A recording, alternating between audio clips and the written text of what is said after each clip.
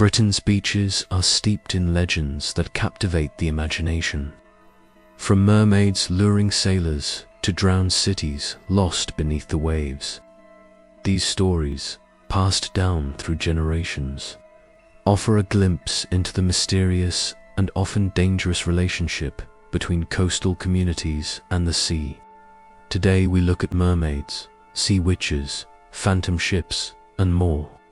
Famous tales like the Mermaid of Zennor, and historical sightings near Thurso in 1809, and the drowned cities like Dunwich and Cantre'r Gwaelod. These legends have shaped literature and popular culture, with examples like Alfred Lord Tennyson's The Kraken and the Welsh poetry inspired by Cantre'r Gwaelod, highlighting their enduring legacy in storytelling and local traditions. The sea's edge of Britain is not just a physical boundary, but a realm of mystery, where legends of mermaids, monsters, sea witches, and drowned cities have thrived for centuries. These tales, part of the heritage of coastal communities, reflect the interplay between human experience and the natural world, shaped by the harsh storms, frequent mists, and the ever-present danger of the sea. Mermaid legends are among the oldest and most universal in British folklore, with tales remarkably similar across regions. Traditionally, mermaids are seductive sirens, embodying the sea's beauty and deceitfulness, often foretelling calamity like storms or shipwrecks. They are also figures of longing, sometimes depicted at the water's edge, yearning for a soul through marriage to a mortal, or luring sailors to their doom with enchanting songs. One of Britain's most famous tales is the Mermaid of Zennor in Cornwall, first recorded in 1873.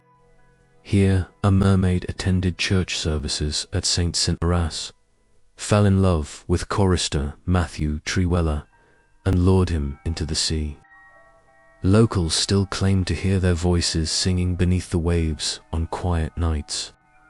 Historical sightings, like the 1809 report near Thurso, Scotland, add intrigue, with witnesses describing a creature with a human-like upper body and fish-like tail, published in newspapers like the Kentish Gazette. Mermaid's duality is evident in tales like Doombar in Cornwall, where a mermaid's curse created a sandbank after being shot at, leading to shipwrecks. Conversely, kindness is rewarded, reflecting the sea's nurturing side. These stories, from the Isle of Muck's 1947 sighting to Sandwood in Sutherland, known as the Land of Mermaids, highlight their enduring presence in coastal lore.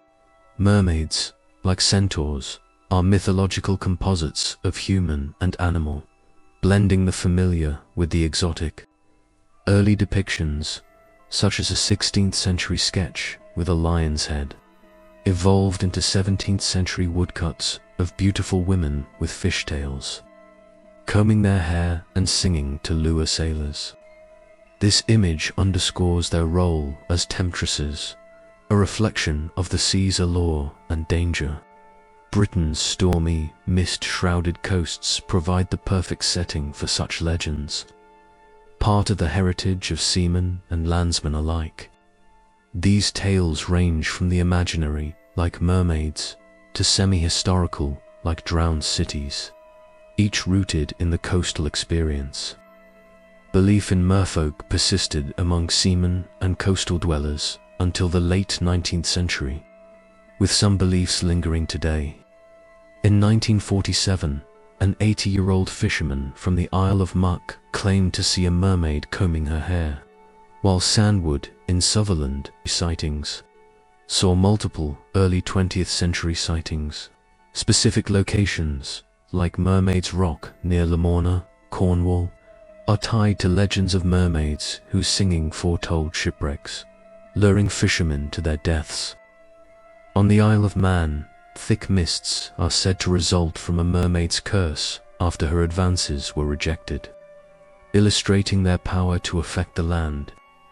Some accounts depict merfolk without tails, like the 12th century Orford merman, captured by fishermen, unable to speak, and escaping after being returned to the water. These stories blur the line between myth and reality, suggesting merfolk adaptability. Legends of human merfolk unions persist in coastal communities. In northwest Scotland, the clan MacVeagh in Sutherland are said to descend from a mermaid and fisherman, a common theme where mermaids form liaisons through love or capture, unable to escape without their cap or belt. Related tales involve seals, believed to shed skins and take human form, as in the Orkneys and Shetlands, where stealing a seal maiden's skin bound her to a man. The clan MacOdam of North Uist, known as the offspring of the seals, exemplify this, with a man marrying a seal maiden after hiding her skin. Water bulls and water horses, beasts of the coast. Beyond merfolk, Britain's coastal waters host other legendary creatures. The Taru Ushti, or water bull, on the Isle of Man, left the sea to feed and mate with cattle, sometimes placid, sometimes raging, forcing one farmer to abandon his land. Water horses, with creamy white coats and fiery spirits, grazed coastal pastures, ready saddled, and dragged riders beneath the waves if mounted. A 1910 sighting in Orkney described a creature with an 18-foot neck and horse's head, though modern science attributes such sightings to basking sharks. Many fishing harbours had local spirits, like the whooper of Sanan Cove, Cornwall, making whooping sounds from mists to foretell storms and block fishermen from the sea. When two men ignored it, they vanished, and the whooper left forever, underscoring the spirit's protective role. Sailors feared sea witches, especially storm witches, controlling winds and driving ships ashore. Sir Francis Drake's enemies claimed he sold his soul to the devil, with witches' spirits haunting Devil's Point, Devonport, where they raised storms against the Spanish Armada in 1588. In Shetland, witches wrecked ships by standing on their heads, reciting incantations, reflecting the sea's perceived malevolence. The Kraken, a colossal sea monster resembling an island when half submerged and capable of swallowing boats, dates to Viking times. A 19th century sighting in Scalloway Bay, Shetland, went uninvestigated, possibly inspired by giant squid sightings, highlighting the sea's unknown depths. Phantom ships, like a three-masted vessel seen off Dearness, Orkney in the 1880s, dissolving like mist, or a white ship in Scapa Flow during World War II, vanishing before witnesses, reflect the sea's supernatural aura. A legend between Land's End and Penzance describes a ship sailing over land to vanish near Porthcurno, blending reality and myth. In the 18th century, smugglers invented tales of phantom ships, spectral horses, and luminous dogs to deter locals, but not all legends stem from this, like the ghostly Roman legionaries of Ridgeborough, Kent, seen marching into the sea during World War II, possibly tied to its Roman port history. Phantom lights, or Canwall Corff in Wales, are small yellowish blobs seen as death omens, attributed by naturalists to phosphorescence from decomposing carcasses, but held as supernatural by locals. Spectral dogs, like Black Shuck in East Anglia, with glowing eyes, are harbingers of doom, possibly linked to Viking hounds of Odin myths, haunting coastal areas. Legends of drowned cities add a haunting dimension. Dunwich, Suffolk, once a thriving port, was eroded by the sea, earning the nickname Britain's Atlantis. Recent surveys confirm submerged structures, blending myth with history.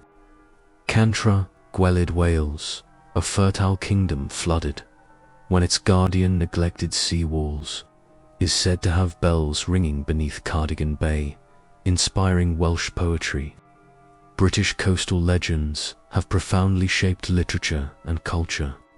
Mermaids feature in Hans Christian Andersen's The Little Mermaid and modern fantasy, while the Kraken appears in Tennyson's poem and Verne's 20,000 Leagues Under the Sea. Phantom ships like the Flying Dutchman, adopted into British lore, appear in opera and film. Dunwich and Cantre'r Gwaelod inspire poetry and music, reflecting their cultural resonance. Many thanks for treading this tale's stormy path. If its cold chill gripped you, like, follow, subscribe and comment below.